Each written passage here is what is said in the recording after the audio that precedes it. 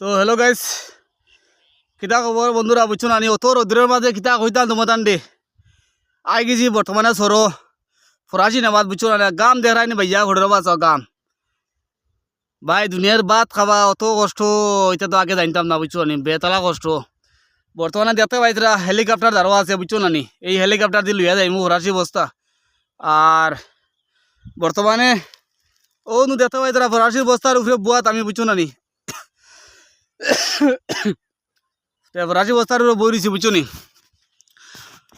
আর আপনারা কিতা খবর খবর তা কিন্তু কমেন্ট করে জানা কোয়ার। আমার পিছিয়ে দেখতে পাইতে বাঁচাও সবজির বাগান।